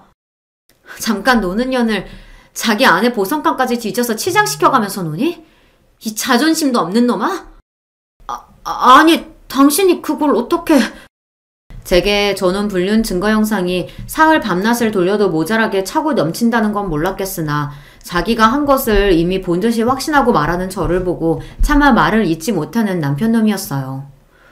원래도 사람 하나 빼면 볼 거 하나도 없는 놈이라고 생각했는데 애초에 그것조차 내 앞에서 꾸며낸 허상이라는 걸 알았으니 너 같은 놈 뭘 보고 내가 같이 살겠니? 가서 네 분수에 맞게 구질구질하게 살아. 이참에 그 여자랑 살림이라도 차리면 되겠네. 내가 미쳤다고 너 같은 모자란 놈을 잡아? 어디 가서 잘 살아봐. 여보, 제발 나 버리지 마. 그 뒤로 무슨 개소리를 짓거리든 말든 놈과 더 이상의 대화는 없었습니다. 그만큼 이혼에 대한 제 뜻이 확고했으니까요. 그나마 저런 놈하고 애라도 낳지 않은 걸 천운이라고 생각했어요. 내가 할 수 있는 모든 것을 다해서 저놈 인생을 망가뜨리겠다고 이를 부득부득 갈았습니다. 없는 살림에 뜯어낼 수 있는 최대한의 위자료를 뜯어낸 것도 모자라 당장에 시어머니께 빌려줬던 돈도 소송을 걸었죠. 역시 차용증 쓰기를 잘했다고 생각하며 말이에요. 잘난 아내 만나 다니던 회사에서 어깨 좀 펴고 다녔던 놈이 쫓기듯 지방 발령을 받은 것도 제게 이혼 당한 후 얼마 되지 않은 시점에서였어요. 제가 특별히 편의를 봐준 적은 없으나 그래도 비슷한 조건이면 남편 회사를 선택했던 것이 모조리 철회되었으니까요. 같은 회사 말단 사원이었던 상간녀 역시 일자리를 잃었습니다. 잘난 마누라 덕 보며 주제에 넘치던 호사를 부리던 놈이 제 알량한 남자로서의 자존심은 조건이라고는 볼 거 하나도 없는 여자에게서 채우고 있었던 겁니다. 폭풍 같은 기세로 이혼을 마무리하고 놈을 나락으로 떨어뜨리고 나니 그제야 허무감이 밀려왔습니다. 남편뿐만 아니라 저를 기만한 시댁까지 풍비박산을 내었으니 이제 이 더러운 인연은 이갈로 떠나보내자 마음을 다잡았어요. 제게 결혼은 실수로 남았으나 저를 지금 이 자리에 이르게 한 것은 바로 이러한 실수를 최대한 빨리 털고 다시 일어났다는 점입니다. 이번에도 예외는 아니었어요. 사실 일하느라 바빠서 생각보다 이혼의 아픔이 길게 가지도 않았습니다. 제 파란만장한 결혼 이야기는 여기까지입니다. 제 이야기 들어주신 여러분 모두 감사드려요. 안녕하세요. 저는 경기도에 살고 있는 30대 후반 여성입니다. 원래는 비혼주의자였어요. 그래서 결혼할 생각이 전혀 없었는데 남편을 만나고 생각이 바뀌어 5년 전에 결혼을 했어요. 남편이 저를 너무 좋아했고 그때 저도 심적으로 힘든 일이 많았어서 남편에게 의지를 많이 했거든요. 사실 그때 저희 부모님이 돌아가셨었거든요. 사고로 돌아가시고 외동딸이었던 저는 정말 힘든 시기를 보내고 있었어요. 그때 남편이 옆에서 많이 위로해줬습니다. 이 사람이 정말 좋은 사람인지, 이 사람을 내가 정말 많이 사랑하는지 그런 걸 고민하고 깊게 생각해볼 사이도 없이 그냥 이 남자와 결혼을 해야겠다 생각했어요. 그렇게 하지 않으면 제 스스로가 잘못된 선택을 할 것 같았거든요. 그만큼 힘들었어요. 하루아침에 가족을 잃은 거니까 당연한 거였겠죠. 처음 인사관 자리에서 시어머니는 노골적으로 저를 마음에 들어하지 않는 티를 많이 내셨어요. 남편의 집안이 대단한 집안은 아니었지만 나름 중산층의 아들 둘이 둘 다 전문직에 종사하고 있는 데다가 큰 며느리가 강남 출신 부자였거든요. 그래서 둘째 며느리 자리에 대한 기대도 아주 크셨나 보더라고요. 자식이기는 부모 없다고 애가 하도 좋다고 하니 허락은 해준다만 넌 언제나 우리 집에 시집 온 걸 복으로 여기렴. 그 전에 저 같았으면 그런 이야기를 듣고 이런 결혼을 절대 하지 않았겠지만 그때 저는 그런 걸 생각할 마음의 여유가 없었어요. 살기 위해서 옆에 누군가가 있어야 했습니다. 그게 그 순간에는 저희 남편이었고 말이죠. 그렇게 부모님이 없는 결혼식을 했어요. 식을 마치고 얼마나 울었는지 모릅니다. 비어있는 혼주석을 보고 말이죠. 창피하게 사람이 그렇게 많은데 그렇게 많이 울면 어떡하니? 안 그래도 비어있는 혼주석 때문에 다들 수군거리는데 더 티나게. 하여간 마음에 안 들어. 그런 이야기를 들었지만 그래도 눈물이 멈추지 않았어요. 나중에 남편이 안아주며 이렇게 말해주더군요. 이제 내가 당신 가족이니까 우리 외롭지 않게 잘 살자. 하고 말이죠. 그 말 하나만 마음에 담고 시작한 결혼 생활이었습니다. 하지만 제 결혼 생활은 생각보다 더 순탄하지 않았어요. 시어머니는 그게 무슨 당연한 권리라도 되는 듯 시도 때도 없이 저를 불러내서 온갖 굳은 일들을 다 시켰습니다. 그러면서 매번 이렇게 말씀하셨어요. 빈손으로 와서 어디 하나 내놓을 거 없는 애가 우리 애 같은 애랑 결혼했으면 이 정도는 해야 하는 거 아니겠니? 아니, 이것도 모자라지. 그렇게 정당화하시며 저를 부려먹으셨어요. 처음에는 별 생각 없이 다 했습니다. 사실 어머님의 그런 말들이 귀에 들어오는 정신 상태가 아니었거든요. 오히려 몸이 힘들면 다른 생각들이 들지 않아서 좋았어요. 몸이 편하면 눈물이 나오는 시기였거든요. 어머니한테 당신 그만 좀 부려먹으라고 말할까? 아직 괜찮아. 내가 못 견딜 것 같으면 이야기할게. 그래서 그냥 남편이 그렇게 말해도 만류했어요. 지금 와서 생각해보면 그때 군말 없이 다 해준 게 제 실수였던 것 같기도 합니다. 점점 더 심해지기만 했거든요. 어머님이 그렇게 하시니 형님도 그렇게 하시기 시작했어요. 동서, 다음 주에 우리 집에 와서 음식 좀 해줄 수 있어? 네, 그럴게요. 무슨 일인지 묻지도 않고 그러겠다 했었으니까요. 그때는 말이죠. 초반에는 손님을 초대하거나 대접할 일이 있을 때만 저를 부르더니 나중에는 자기가 뭐가 먹고 싶다고 와서 해주고 가라고 하더군요. 내일 우리 집에 와서 김치찌개 좀 해주고 가. 전에 해줬던 거 그거 맛있더라. 아, 내일은 좀 힘들 것 같아요. 처음으로 한 거절이었어요. 형님과 시어머니 눈이 동그래지더군요. 너 지금 싫다고 한 거니? 아, 싫다고 한 건 아니고요. 힘들 것 같아요. 제가 내일 일정이 좀 있어서. 그게 그 말 아니니? 어디서 어른 말에 말대답이야? 너같이 집에서 놀고 먹는 애가 일정이 있을 게 뭐가 있어? 나가서 남편이 벌어다 준 돈이나 쓰면서 돌아다니려고? 어? 나는 그 꼴 못 본다. 일정이 있다는 말 하나를 저렇게까지 해석하시는 분이셨어요. 대단하시죠? 어디 놀러 가는 거 아니고 내일이 저희 엄마 생신이시라 계신곳 가보려고요. 덤덤한 얼굴로 그렇게 말했습니다. 그랬더니 시어머니 얼굴이 붉어지더군요. 본인도 부끄러웠겠죠.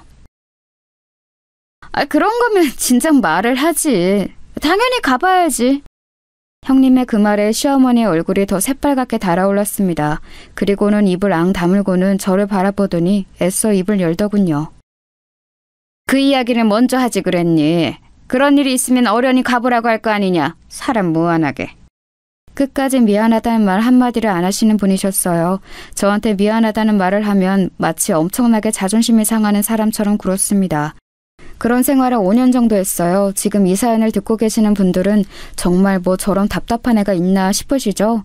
하지만 저는 정말 다른 생각을 할 겨를이 없는 이 생활이 오히려 편했어요. 시어머니나 형님에게 듣는 말들이 크게 상처가 되지도 않았고 말이죠. 가끔 부모님이 안 계신 이야기가 나오면 슬펐지만 말입니다.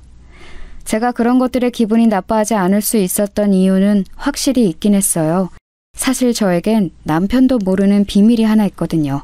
바로 저희 집이 엄청나게 부자였다는 사실이었습니다.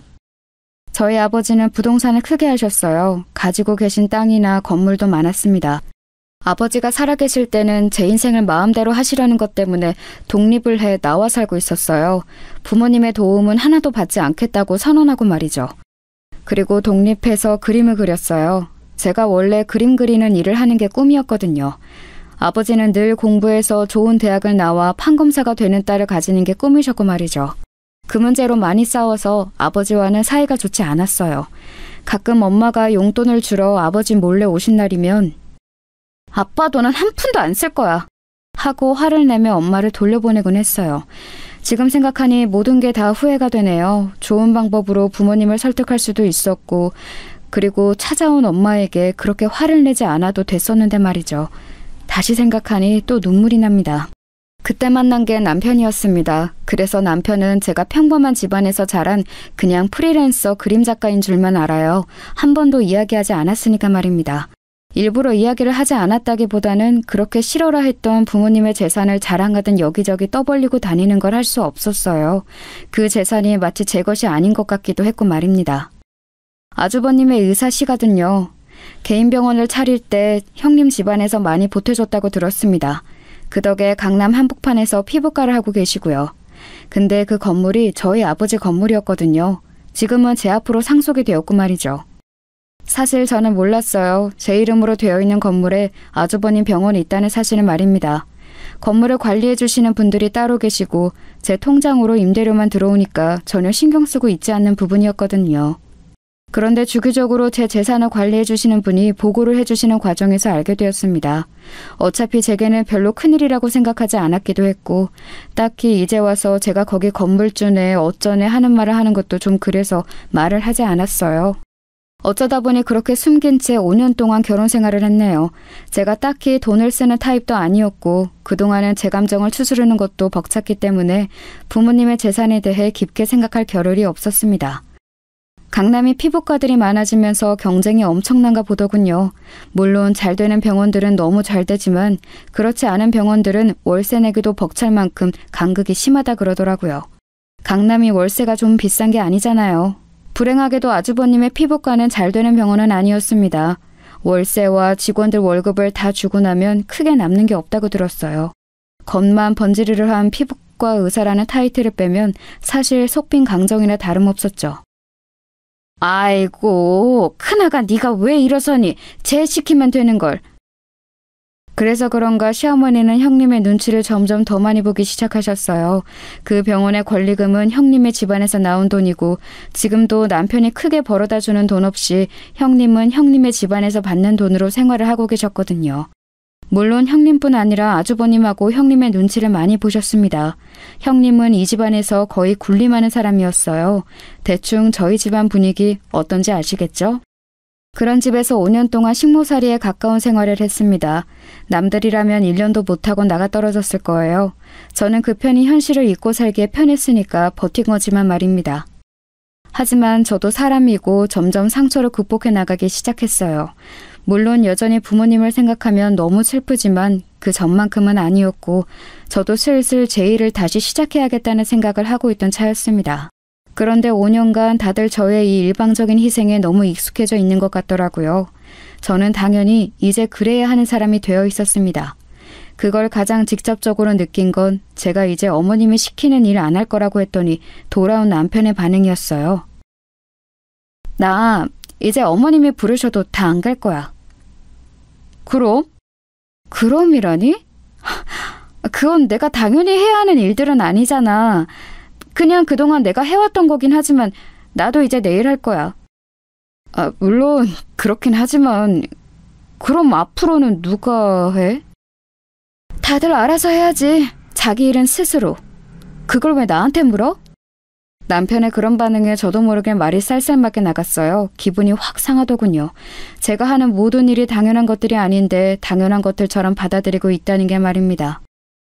어머님이 어떻게 받아들이실지 걱정돼서 그렇지. 그럼 내가 평생 이러고 살 줄 알았어? 당신은? 아니, 그건 아니지만. 어차피 나도 이제 내일 시작할 거고 그 전처럼은 계속 못해. 그러려면 한 번 넘어야 하는 산이야. 남편은 이야기하기 곤란해하는 것 같길래 그냥 제가 이야기하겠다고 했어요. 그리고 그날 밤 누워서 생각하는데 좀 서글프더라고요. 이 사람은 분명 저에게 가족이 되어준다 했었는데 저는 그 사람의 진정한 가족이 아직 아닌 것 같은 기분이 들었거든요. 하지만 힘들 때 힘이 되어준 사람이었기 때문에 그런 생각은 하지 않으려 노력했습니다. 그리고 며칠 뒤 어머님이 다시 부르셔서 집으로 갔어요. 나 오늘 약속 있어서 나갔다 올 동안 대청소 좀 싹 해라. 창틀에 먼지도 다 닦고 저 위에 액자 같은 것도 다 내려서 먼지 털고. 네, 근데 어머님 이제 앞으로는 사람 쓰셔야 할 것 같아요. 그 말에 분주하게 외출 준비를 하던 시어머니가 멈추고 저를 빤히 보더군요. 왜? 네가 있는데 사람을 써? 이제 저도 쉬었던 일을 시작하려고요. 네가 무슨 일... 너 그림 그린다고 했었나? 제가 식모처럼 일만 했더니 진짜 식모인 줄 아는 사람들처럼 굴더군요. 남편도 시어머니도 말이죠. 인제 와서 일을 다시 시작해? 왜? 둘째가 벌어다 주는 돈이 모자라니? 아니요. 제가 어디다 돈을 쓰는 타입도 아니고 그냥 저도 이제 제 일을 다시 시작하고 싶어서요. 그니까 왜? 하고 싶어서 했던 일이니까요. 다시 하고 싶어서요. 하고 싶은 거 다 하면서 사는 인생이 어딨어? 그럼 집안일은? 각자 일은 이제 각자 하셔야죠. 뭐? 시어머니가 기가 찬 듯 저를 바라봤지만 사실 정말 기가 차는 건 저였어요. 일단 나중에 다시 이야기하자. 나 지금 늦었으니까. 네. 뭘 다시 이야기해야 할지 몰랐지만 말입니다. 그냥 제가 원래 대신해주던 자기 일을 스스로 하라는 건데 어머님이 외출하시고 마지막이라고 생각하면서 집 청소를 했어요. 그리고 늦게까지 돌아오시지 않아 그냥 집으로 왔습니다. 저는 남편에게도 시어머니에게도 이야기를 다 했으니까 이제 끝났다고 생각하고 예전에 함께 일을 했던 분들께 연락을 해 제가 다시 일을 시작하고 싶다고 말했어요. 그리고 너무 운이 좋게도 다시 일을 시작할 수 있게 되었습니다. 그래서 그 다음에 어머님이 또 불렀을 때 당황할 수밖에 없었어요. 저 지금 일하고 있어서 못 가요. 이 일을 벌써 시작했다고? 그때 아직 이야기 덜 끝났잖니. 제 일이 아닌 일을 제가 여태 하고 있다가 이제 진짜 제 일이 생겨서 그만한다고 하는 게 이렇게 어려운 일인지 예전에는 미처 몰랐습니다. 시작부터 잘못된 거였더라고요. 처음부터 그러지 말았어야 했는데 말이죠. 그날 저는 어머님이 부르셔도 가지 않았고 어머님은 전화로 굉장히 화를 내셨어요. 소리를 고래고래 질러가면서 말이죠. 네가 있는데 사람을 왜 써? 그 돈은 뭐 어디 땅 파서 나오니? 아무것도 없는 얘. 그래도 집안일은 잘하는 것 같아서 마음에 안 들어도 참고 며느리 취급해줬더니 네가 지금 주제도 모르고. 정말 이제 하는 말마다 저에 대한 무시가 깔려 있었어요. 너 같은 애, 너처럼 가진 거 없는 애, 며느리 취급 이런 건 말이에요. 저는 이 집안에 시집 와서 단 한 번도 어머님이나 형님이 저를 가족으로 생각한다고 느낀 적이 없었습니다. 그저 식모였죠. 저도 군말 없이 하긴 했으니 제가 원인 제공을 한 것도 일정 부분 있긴 하네요. 어머니랑 무슨 일 있었어? 왜? 전화해서 당신이 이야기를 하시길래. 뭐라고 하셨는데? 아니 뭐 그냥. 얼버무리는 남편을 캐물었더니 버릇이 없다는 둥, 주제를 모른다는 둥, 저런 애 며느리로 계속 못 데리고 있는다는 둥, 애 없는 게 복이라는 둥, 정말 할 소리 못할 소리 다 하셨더라고요. 그 일 꼭 해야 해? 그림 그리는 걸 그만두라는 소리야? 많이 버는 것도 아니고 그냥 내가 벌어다 준 돈으로 편하게 살림만 사는 게. 편하게? 당신 눈에는 그동안 내가 편하게 살림만 사는 것처럼 보였나 봐? 아니, 그 말이 아니고. 그동안은 내가 현실을 잊고 싶어서 몸이라도 혹사시키려고 시키는 모든 일 군말 없이 한 거고 언제까지 내가 이러고 살아? 내가 당신 부인으로 이 집에 들어왔지 식모로 들어왔어? 식모라니 그 말이 아니잖아. 계속 살던 대로 살라는 게 그 말이 아니고 뭐야? 여태 잘 지냈잖아. 당신만 참으면 다 평화로운데. 그렇게 말하고는 앗하는 표정을 짓더군요. 나만 참으면 온 집안이 조용하니까 나만 참아라. 남편은 자기도 모르게 자신의 속마음을 이야기한 겁니다. 그 순간 약간 머리에 찬물을 맞은 듯한 느낌이 들었어요. 아, 이제 저 사람에게도 나는 가족이 아니구나 하는 생각이 동시에 들었습니다. 그날 남편에게 더 이상 그 어떤 말도 하지 않았어요. 저를 그렇게 생각한다는데 제가 거기서 무슨 말을 더 할 수 있었겠습니까? 서러웠지만 눈물도 나오지 않았습니다. 부모님이 없으면 가진 게 많지 않다고 생각되면 이렇게 무시를 받아도 되는 건지 정말 한스럽더라고요. 아버지가 사람은 가진 게 많고 많이 배워야 한다고 매번 말씀하시던 게 생각났습니다. 그리고 시간이 이만큼 지나서야 아버지의 말을 이해할 수 있게 되었어요. 이런 무시를 받을까봐 자신의 방식으로 저에게 그렇게 하셨다는 생각이 들더라고요. 그날 이후로 남편과 제 사이에는 냉랭한 기운이 돌았어요. 꼭 필요한 말만 하고 꼭 해야 할 것들만 하면서 말이죠. 남편도 제 눈치를 보느라 제가 쌀쌀맞게 굴어도 조용히 상황만 살피는 듯 했고요. 그러던 와중에 집안 행사가 다가왔습니다. 명절을 지내지 않는 대신에 1년에 한두 번 온 가족이 모여 식사를 하는 자리였어요. 그날은 저도 일찍 갔습니다. 제가 무턱대고 모든 집안의 일을 하지 않겠다는 건 아니었어요.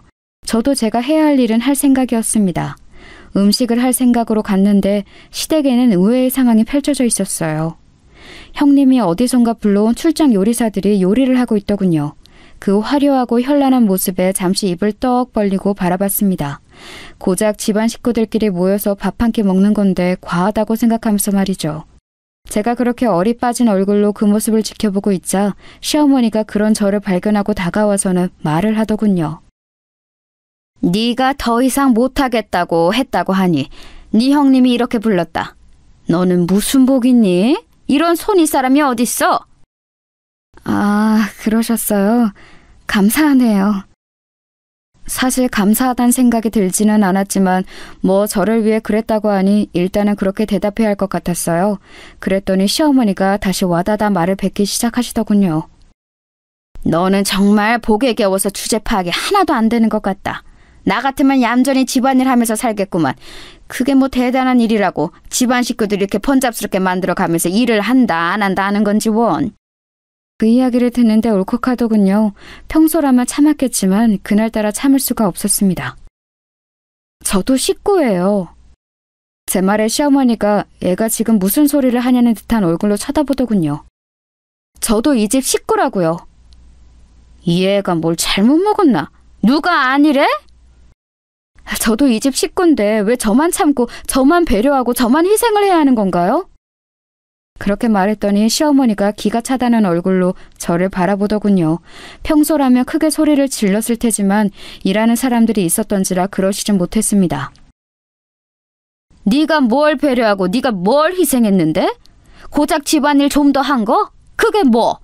네가 우리 집에 뭘 해준 게 있다고 그럼 그 정도도 안 하려고 했니? 너는 정말 염치가 없다. 어?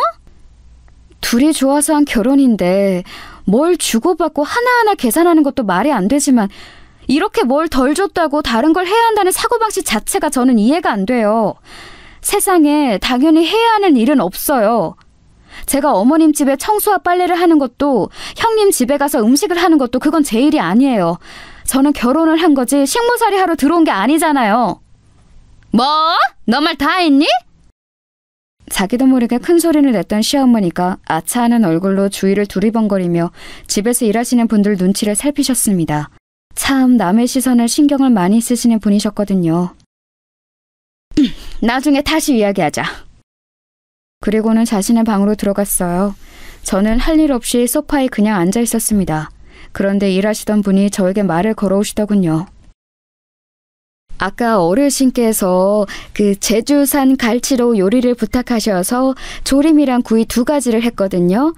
저희는 원래 저희가 가져온 재료로만 하는데 며느리 먹여야 한다고 부탁을 하셔서 일단 하긴 했는데 준비가 안 된 상태에서 하는 음식이라 제대로 됐는지 모르겠네요.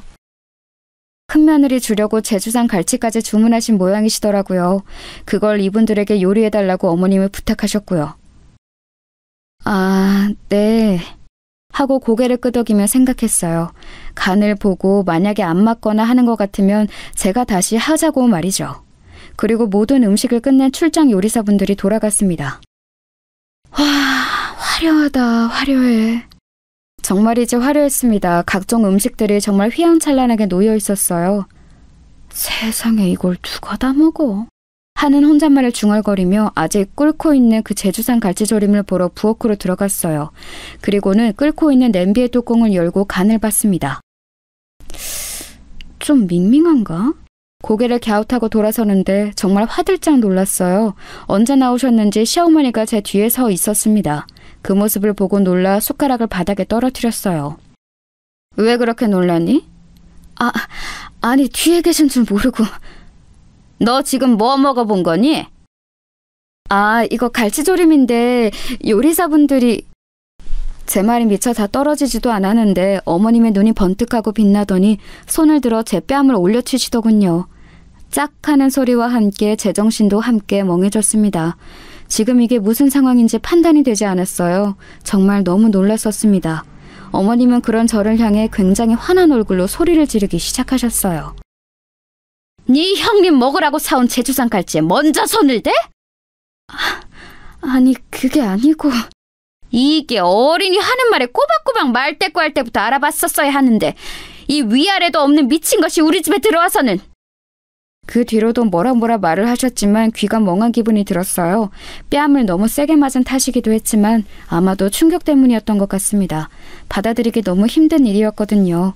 아버지의 뜻을 어기며 집을 나갈 때도 제 아버지는 제 뺨을 때리신 적이 없어요. 그러니까 태어나서 뺨을 맞아본 건 처음 있는 일이었습니다.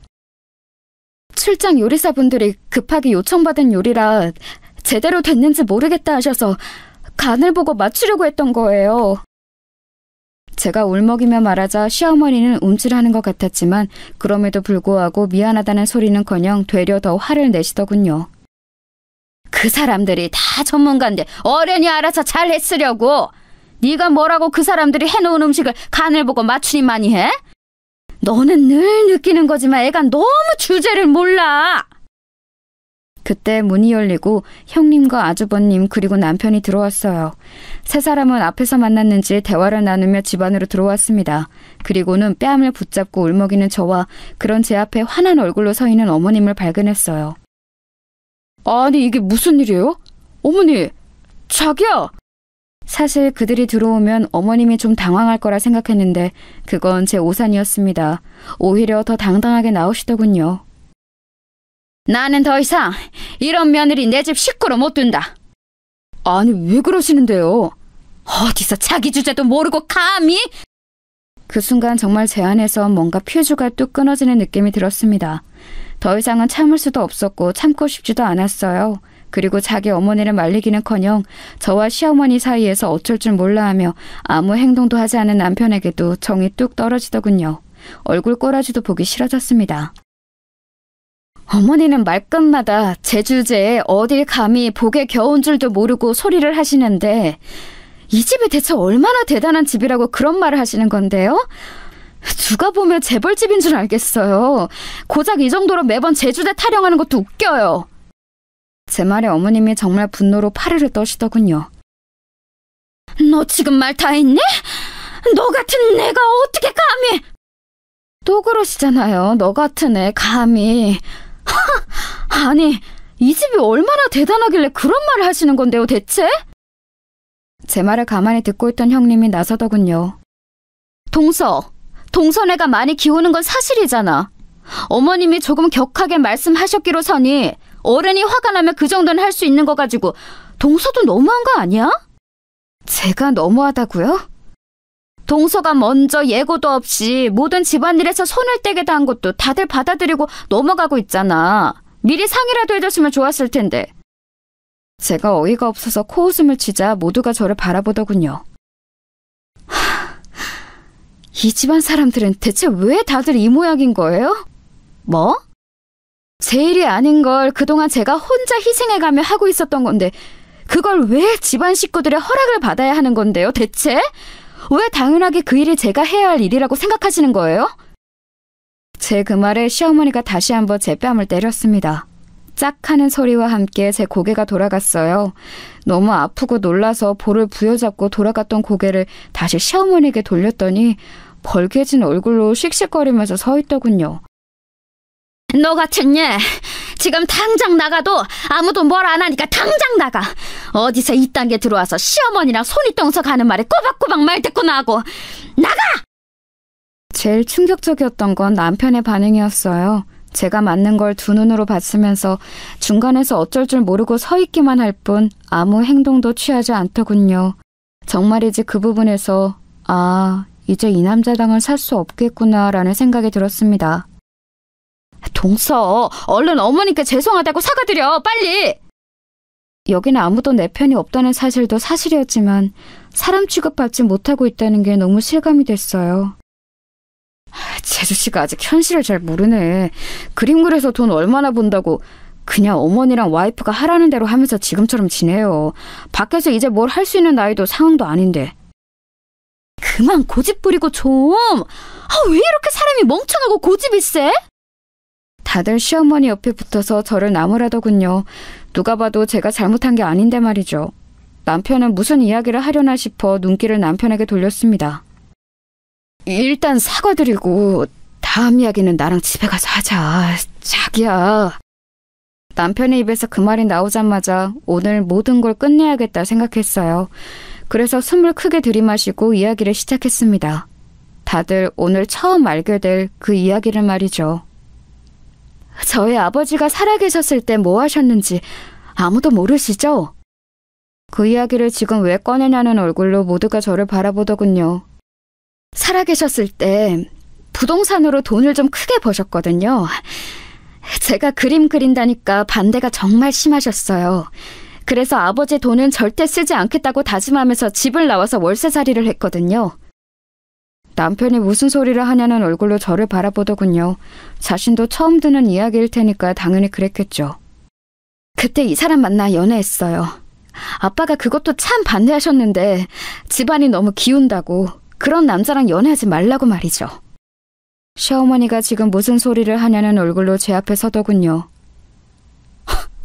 우리 집이 기운다니 너 지금 어디 머리 아프니? 돌아버린 거야? 무슨 소리를 하는 거야 지금? 제 이야기 아직 안 끝났으니까 끝까지 들으세요. 제가 무서운 표정으로 그렇게 말하니 조금 움찔하더군요. 제가 말을 이었습니다. 저는 어차피 아버지 돈 물려받을 생각도 없고 도움받을 생각도 없었으니까 그냥 그러시던지 말던지 신경 안 쓰고 이 사람이랑 연애했고요. 근데 그 와중에 사고로 두 분 다 돌아가시는 바람에 이 사람한테 우리 집 이야기할 겨를도 없었고 좀 지나고 보니 내 멋대로 살고 싶어서 아버지 도움 안 받겠다고 하고 집 나온 건데 이제 와서 그런 아버지 재산 이야기하는 것도 웃겨서 그냥 아무한테도 이야기 안 하고 있었단 말이죠. 당신 아버지한테 물려받을 재산이 있다는 말이야? 시어머니가 그 말에 코웃음을 치더군요. 얼마나 대단히 많이 물려받았길래 이 정도로 당당하니? 우리 집안이 부족한 게 뭐가 있다고? 네가 재산 좀 있다고 이제 와서 그래. 미안하다 할 것 같니? 이번에는 제가 코웃음을 쳤습니다. 미안하다고 사과하셔도 어차피 이제 그 사과 받을 생각도 없고요. 저는 오늘부로 이 사람이랑 이혼할 건데 여기 계신 분들한테 오늘 제 결정을 말해야 하니까 그러려면 이 이야기를 해야 해서 하는 거예요. 제 그 말에 모두가 무슨 이야기를 하냐 하는 얼굴로 저를 바라봤습니다. 아주버님 병원 제가 지금 2년째 월세 안 올려드리고 있거든요. 그거 다음 달부터는 원래 시세대로 올릴 테니까 그런 줄 아세요. 제 그 말에 모두가 눈을 동그랗게 뜨고 저를 바라봤습니다. 대체 무슨 말을 들은 건지 모르겠는 듯한 얼굴들이었어요. 그 건물주가 저희 아버지셨거든요. 지금은 저고요. 아직도 상황 파악이 안 되는 것 같았습니다. 제가 사실 이번 일만 잘 넘어가면 그냥 월세 안 내도 된다고 이야기하면서 다 말씀드리려고 했는데 이렇게 됐네요. 이제는 남들 거니까 재산 정리는 확실하게 해야겠죠. 모두가 입을 떡 벌리고 있는 와중에 시어머니는 도저히 그 말이 믿기지 않는 듯 보였어요. 쟤 정말 미친 거 아니니? 어디서 헛소리를... 헛소리인지 아닌지는 나중에 보시면 알겠죠. 그리고 당신은 내가 이혼서를 준비하면 거기에 도장 찍을 준비나 해. 그러고 그 집을 나왔습니다. 맞은 뺨이 정말 얼얼했어요. 집으로 들어와서 정말 필요한 것들만 바로 가지고 집을 나왔습니다. 사실 남편이 바로 따라 나올 줄 알았는데 그것마저 제 착각이었더군요. 아마 진짠지 아닌지에 대한 이야기를 거기서 나누고 있었겠죠. 집을 나와 호텔로 갔어요. 남들은 이럴 때 집 나오면 친정에 가서 부모님께 한탄도 하고 편도 들어달라고 하고 그런다던데 저는 그럴 부모님이 계시지 않다는 게 다시 한번 실감이 나더군요. 눈물이 났습니다. 그리고 그동안 제가 얼마나 호구 등신처럼 살아왔는지 생각하면 할수록 알겠더군요. 그들 중엔 저를 가족으로 생각하는 사람은 아무도 없었다는 사실도 다시 한번 깨닫게 되었습니다. 심지어 제 남편까지 말입니다. 얼마나 지났을까 남편에게서 전화가 왔어요. 자기야 들어와. 내가 잘못했어. 내가 네가 잘못했다고 하면 아 그래 다 용서해줄게 하고 집에 곱게 들어가려고 그날내려 피우고 나왔는 줄 아니? 어머님이랑도 잘 이야기했어. 다시는 당신 일 안 시키고 무시도 하지 않으신대. 왜? 내가 돈이 많아서? 그 말이 아니잖아. 그게 어떻게 그 말이 아니야? 바로 직전까지만 해도 나를 그렇게 무시하던 양반이 하루아침에 안 그러겠다고 하는데? 그게 내가 가진 돈 때문이 아니면 뭔데? 그랬더니 남편은 한동안 대답이 없더군요. 그런 말로는 도저히 저를 설득시킬 수 없다는 걸 알았는지 이번에는 다른 방법을 쓰기 시작했습니다. 설사 그렇다고 한들 그건 어머님이고 나랑 당신은 별 문제 없었잖아. 별 문제가 없어? 그건 당신 생각이고 우리가 별 문제가 없긴 뭐가 없어? 어머님 때문 아니면 우리는 잘 지냈잖아. 당신은 방관자야. 뭐? 내가 힘들어하는 거 정말 몰랐어? 몰랐다고 할 수 있어? 몰랐어도 문제지. 같이 사는 부인이 그렇게 힘들어하는데 관심조차 없었다는 말이니까. 근데 그것도 아니잖아. 당신 알았잖아. 알면서도 당신 귀찮아서 싫은 소리 하기 싫어서 지금 이대로가 편해서 나 힘든 거 그냥 모른 척한 거잖아. 아니라고 할 수 있어? 아니, 그게 아니고 나는... 오늘도 내가 어머님한테 뺨 2대나 맞을 때 당신 뭐 했어? 말리기는커녕 어머님 눈치나 봤지? 내가 오늘 거기서 당신한테 오만정이 다 떨어졌어. 뼛속까지 와닿더라. 당신한테도 나는 가족이 아니라는 사실이. 그건 어머님 앞이니까 어쩔 수 없이. 어쩔 수 없는 거 좋아하네. 그냥 시끄러워지는 게 싫었겠지. 살던 대로 살면 되는데 이제 와서 왜 저러나 싶었겠지. 아니야? 제 말에 아무 대답이 없던 남편이 작게 말하더군요. 내가 다 미안하고 잘못했어. 그러니까 한 번만 용서해주라, 어? 아니, 나는 이제 당신이랑 당신 식구들 꼴도 보기 싫어. 그렇게 가진 게 있고 없고를 따져가며 사람 대하는 거 다른 성물 같은 집안에 더 이상 소속되어 있고 싶지도 않고. 그럼 정말 이혼이라도 하겠다는 거야? 그 말에 정말 화가 나더군요. 그럼 여태 제 말을 그냥 하는 소리로 들었다는 거잖아요. 여태 뭐 들었니? 그럼 내가 이혼하겠다는 말도 그냥 홧김에 해본 소리로 들었어? 변호사 통해서 서류 보낼 테니까 도장이나 찍어! 그리고 전화를 끊었습니다. 그리고는 그 후로 걸려오는 모든 전화를 받지 않았어요. 얼마 뒤 변호사님과 상의해 이혼 서류를 보냈습니다. 만약에 합의를 해주지 않으면 소송을 진행할 생각이었어요. 그리고 그동안 시어머니가 저에게 수없이 보내왔던 문자 내용과 여러 정황들은 저에게 상당히 유리한 증거들이라는 이야기도 들을 수 있었습니다. 이혼 서류를 보낸 날 저녁 남편은 장문의 문자를 보내왔어요. 아무리 생각해봐도 우리 사이에는 크게 문제될 게 없었던 것 같아. 나는 당신과 이혼하고 싶은 마음이 없어. 당신이 말했던 것처럼 내가 중간에서 제대로 된 남편 노릇을 하지 못한 건 정말 미안해.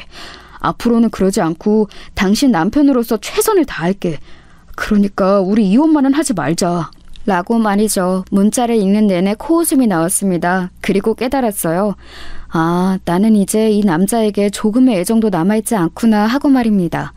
곧장 소송을 진행했습니다. 그러는 동안 정말 웃기는 소식 하나를 더 들을 수 있었어요. 혹시 강남에 있는 건물 파실 생각이세요? 아니요. 왜 그러시는데요? 아니, 누가 부동산에 강남 건물에 대해서 물어보고 다니면서 요즘 시세가 어떠냐고 자꾸 묻는 사람이 있다고 해서요. 쎄한 느낌에 알아보니 아니나 다를까 시어머니였습니다. 그 주변 부동산을 다니면서 제가 가진 재산들에 대해 알아보고 다니셨더라고요. 정말 투명하게 속물인 사람이죠. 한마디 할까 싶었지만 그냥 내버려뒀습니다. 그리고 그런 생각도 들었어요. 제가 가진 재산을 다 알게 되면 나중에 더 땅을 치고 후회하겠지라는 생각 말입니다. 이혼 소송장을 접수하고 얼마 지나지 않아서 그 소식이 남편과 시댁 식구들 사이에 다 전달된 모양이었습니다.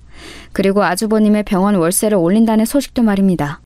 시어머니께서 전화가 왔거든요. 좀 만나줄 수 있겠니? 말투부터 다른 사람이었습니다. 그 전에 저를 대하던 모습과는 완전히 360도 다른 사람의 모습이었어요. 사실 그 자리에 나가지 않을까 하는 생각도 들었지만 궁금하긴 하더군요. 시어머니가 어떤 모습으로 저를 대할지 말입니다. 그렇게 좋아하는 돈으로만 보면 제가 형님보다 수십 반은 더 많았거든요. 아, 나왔니? 일찍 오셨네요. 약속 시간보다 10분이나 먼저 나가는데도 시어머니는 이미 와 있었습니다. 그리고 처음 보는 웃음을 지으며 저를 맞아주더군요. 정말 저에게 그런 웃음을 짓는 건 생전 처음 보는 일이었습니다. 좀 서둘러 나왔다. 일단 앉으렴. 속이 빤히 보이는 그 행동에 속으로 웃으며 자리에 앉았습니다. 네가 그러고 나가고 나서 내가 곰곰이 생각을 해봤다. 내가 정말 많이 잘못하면서 살았더구나. 네 말처럼 네가 하는 것들을 너무 당연하게 생각했어. 세상엔 당연한 건 없는데 말이야. 이제라도 아셔서 다행이네요. 그래, 네 말처럼 그 일은 네 일이 아닌데 그동안 우리가 너한테 너무 많은 걸 요구하면서 편하게 지내왔다는 생각이 들더구나. 그래서 나도 나고 큰애도 그렇고 정말 많이 반성하고 있다. 정말 하나도 믿기지 않는 말들 뿐이었지만 어차피 이제는 저랑 상관없는 사람들이라는 생각에 가만히 듣고만 있었습니다. 그랬더니 시어머니는 제 그 반응이 긍정적인 신호라고 받아들이신 것 같더라고요. 대뜸 제 손을 잡으셨습니다. 처음 있는 일이라 소름이 돋을 뻔했어요. 그 화난 마음 충분히 이해한다. 우리가 너 마음 풀릴 때까지 정말 최선을 다해서 사과하고 반성할 테니까 용서하거라. 제 손을 잡고 있는 시어머니의 손을 빤히 바라보다가 힘을 줘 빼냈어요. 제 그 반응에 놀란 듯 움찔하는 시어머니가 느껴졌습니다. 네, 반성하셨다니 너무 다행이고 앞으로는 그러지 말고 잘하세요. 그래, 네가 용서해준다니 너무 저 말고 새로 들이실 며느리한테요. 제가 용서한 줄 알고 반색하던 시어머니가 뒤에 이어지는 말에 멍한 얼굴이 되더군요. 그 얼굴을 보고 비웃음이 나왔습니다. 제가 무슨 진짜 등신도 아니고 재산 있다는 사실 하나에 이렇게 태도가 바뀌는 사람을 어떻게 믿어요. 그리고 설사 정말로 반성을 하시고 잘못했다 생각한다 하더라도 저는 그 집안에 오만정이 다 떨어져 다시 들어가고 싶지도 않아요. 그냥 살 거였으면 그렇게 나오지도 않았어요. 제 말이 한마디 한마디 이어질 때마다 시어머니 안색이 좋지 않아지는 게 보이더군요. 성격이 워낙 지랄맞은 양반이라 억지로 참고 있는 게 보였습니다. 성질 같아서는 당장이라도 제 뺨을 올려치고 싶었을 거예요. 어머님, 부동산 여기저기 다니시면서 제 재산 알아보고 다니는 거 제가 모를 줄 아셨어요? 아니, 그건 어떻게... 제 말에 당황한 기색이 역력하더군요. 그 동네가 소문이 얼마나 빠른데 어머님이 그러고 다니시면 당연히 이야기가 나오죠. 그 건물주가 가진 부동산이 얼만지 그렇게 물어보고 다니셨다면서요? 아니, 그건 나도 궁금해서 그냥. 왜요? 제가 가진 재산이 엄청나 보이니까 이제 와서 아차 싶으세요? 아깝다 싶으세요? 큰며느리 재산은 재산도 아닌데, 그쵸? 제 그 말에 놀란 듯 저를 가만 보더니 다시 한번 애써 웃더군요. 그건 그냥 어쩌다 물어본 거고, 너한테 잘못했다고 하는 건 진심이다. 믿어다오. 어머님 같으면 믿으시겠어요? 어머님 말씀처럼 이미 가지신 것도 많고 제가 얼마를 가졌던 부족함이 없는 집이라 아쉬울 것도 없으시니까 그냥 새 며느리 보셔서 여태 하셨던 거대로 하시면서 사세요. 아니면 저보다 더 돈이 많은 부자 며느리 얻으시던가요. 물론 그건 불가능하겠지만. 그리고는 자리에서 일어나며 한마디 더 덧붙였습니다. 어머님이 매번 친절하게 문자로 언제 와서 언제 일하고 가라고 말해주신 덕에 제가 소송을 쉽게 할 수 있게 됐네요. 변호사님이 그게 이혼 사유가 되고도 남는다고 하시더라고요. 참고로 제 재산은 어머님이 여기저기 물어보고 다니신 것보다 몇 배는 더 많아요. 그러니까 매일 밤 후회하면서 반성하세요. 마지막으로 그렇게 말하고 돌아섰습니다. 그 뒤로도 남편의 끝없는 설득과 시어머니와 형님이 번갈아가며 미안하다고 연락해왔지만 대부분 무시하거나 흘려들었어요. 듣기로 시어머니는 남편에게 저를 반드시 데려오라고 그러셨다는 것 같았습니다. 물론 목적은 제가 아니라 제가 가진 돈이겠지만 말이에요. 월세를 다시 올리고 몇 달은 올린 월세가 들어왔어요. 하지만 운영이 제대로 되지 않는 탓에 아주버님의 병원은 금방 자리를 빼야 했습니다. 듣기로는 동네 작은 병원으로 사이즈를 엄청 줄였다고 하더군요. 능력에 비해 너무 큰 병원을 운영한 게 문제라면 문제였죠 뭐. 시어머니는 제가 가진 재산을 어디서 들었는지 듣고서는 길바닥 한가운데 주저앉아 땅을 쳤다고 하더군요. 그냥 하는 말이 아니고 정말로 땅을 치면서 내 돈 하셨대요. 진짜 웃기죠? 그게 어떻게 자기 돈이에요? 제 돈이지. 이혼 소송은 저희 승소로 끝났습니다. 넘쳐나는 게 돈이고 그 집에서 뭔가를 더 뜯어내기 위해 감정 소모를 하고 싶지도 않아서 다른 위자료나 재산 분할은 하나도 받지 않았어요. 혹여 나중에 어떤 말 하나라도 나오는 게 싫었기 때문입니다. 저는 보란듯 그 동네에서 가장 비싼 집을 얻어서 살고 있어요. 마음이 바뀌어서 이 재산을 제가 사치하고 놀고 먹는데 다 쓸 생각은 없지만 말입니다. 시간이 좀 지나면 좋은 곳에 쓰일 수 있게 기부를 할 생각은 늘 가지고 있어요. 얼마 전에 꿈에 아버지가 나왔습니다. 제가 달려가서 안아드리고 울었어요. 너무 죄송하다고 말이죠. 가만히 제 머리를 쓰다듬어 주시는 아버지의 품에 안겨있던 꿈을 꾸고 깨니까 어딘가 용서를 받은 것 같은 기분이 들었습니다. 시어머니는 아직도 가끔 다시 합칠 생각이 없냐는 문자를 보내옵니다. 도저히 제가 가진 돈이 포기가 안 되는 모양이에요. 소용없는데 말이죠. 저는 제가 하고 싶었던 일을 하며 혼자 씩씩하게 살아가 보려고요. 그러다 좋은 사람을 만나게 되면 다시 이번에는 제대로 된 가족을 만들 수 있는 날이 올 수도 있겠죠. 제 긴 이야기 들어주셔서 감사합니다. 여러분은 저 같은 실수하지 마시길 바래요. 뭐든 있을 때 잘해야 한다는 건 말입니다. 그게 부모님이건 또 며느리건 말이에요.